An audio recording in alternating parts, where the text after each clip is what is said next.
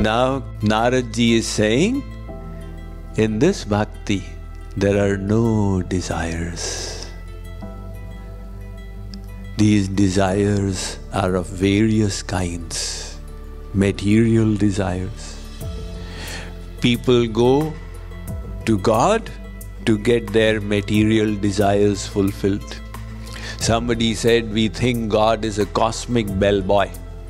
You press the bell, the waiter comes. Yes, what do you want, sir? So we think God is also a cosmic bellboy who will fulfill our desires. But the point is, if we go to God with material desires, then it will not be considered devotion to God. Just like, let us say your son is unwell and you go to the doctor, you inform the doctor checks out the son, he writes down a prescription, and then you go to the chemist, he fulfills your prescription and gives it to you, you return with the medicine. Now, were you engaging in devotion to the doctor?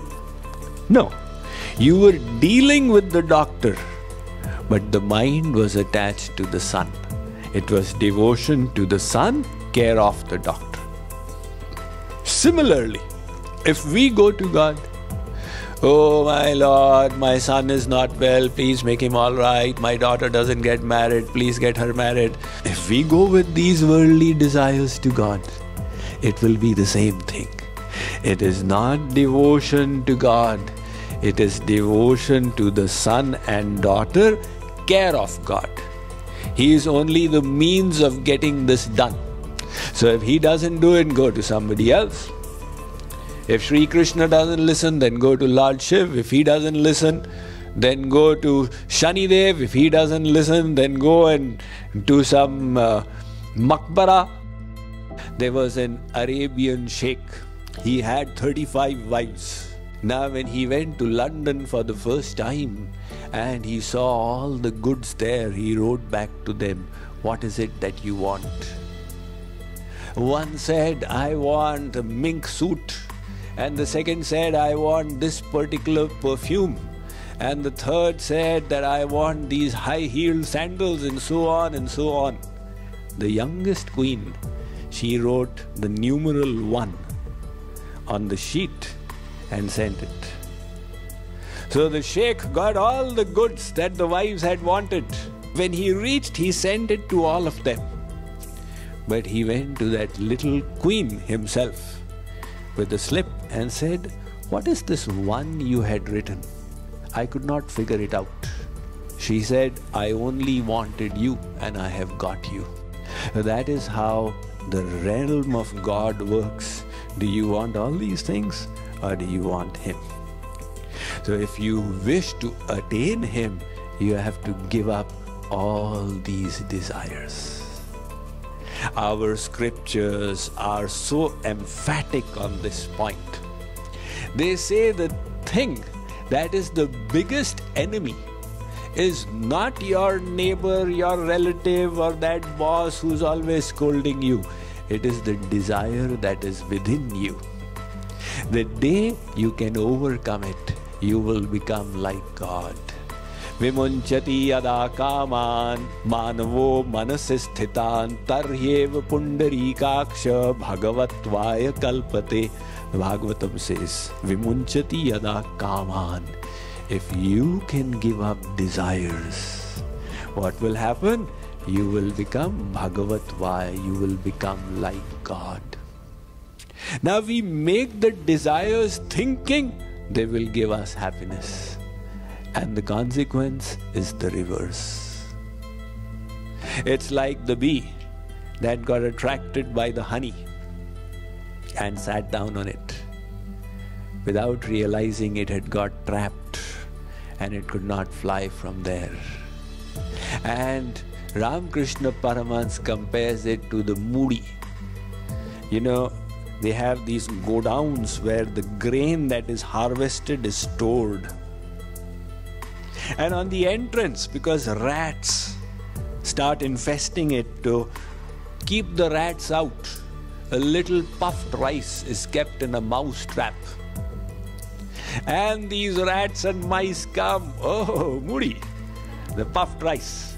They enter the mouse trap to die there without realizing if they had just forsaken that little desire, the whole go-down of grain was open to them.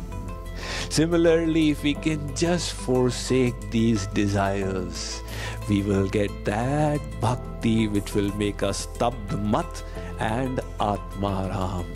And that is the purification of the intellect. So Narad says, look, in your devotion, don't desire material things. Second, don't even seek liberation. Liberation is also a material desire. The Jnani says it's a spiritual desire. What is the ultimate goal? Mukti.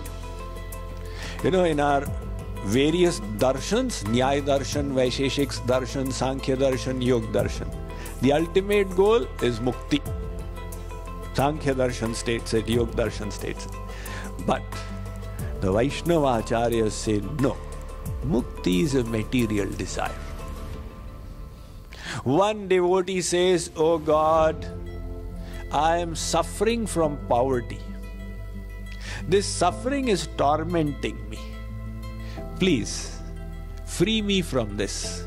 Give me wealth. So he's asking for wealth. Oh God, give me wealth. The other devotee says, oh God, I'm suffering from Maya, the material bondage. So please liberate me and free me from material bondage. So the path of bhakti is for those who are brave, who are not running away from material misery, who are saying, forget it, I want to serve and give to God. That is why Kabir ji says, Prem na badi upajay, prem na heart bikaye. The divine love doesn't grow in the fields. It cannot be purchased in the market. Raja praja je ruche, sheesh dam dei le aaye. Whoever wants it, give your head as an offering. Sheesh dam dei le aaye. If you wish to receive divine love, give your head to God. What is the meaning of give your head? Give your head means give up your desires. But when we say give up desiring, what does it mean? We should not even desire God? No, it means all desires apart from the desire of His happiness. In other words, all selfish desires. That also includes spiritual selfish desires. You see, if you want divine love, then you have to give up spiritually selfish desires as well. Swa sukha vasana gandhalesh shunya Shri Krishna sukhaika tatparyamai bhakti. Such devotion where there is no tinge of self-happiness, the only desire is for Shri Krishna's happiness. Now that is a very elevated state. That state even big yogis and munis cannot reach without lifetimes of sadhana. So we should not become despondent. How will I become so selfless? Remember the law of incremental growth. One step at a time. You keep the perfect goal before you. I wish to reach the highest state of God realization. Doesn't matter if it takes 10 lifetimes to reach there, but we'll not compromise the goal.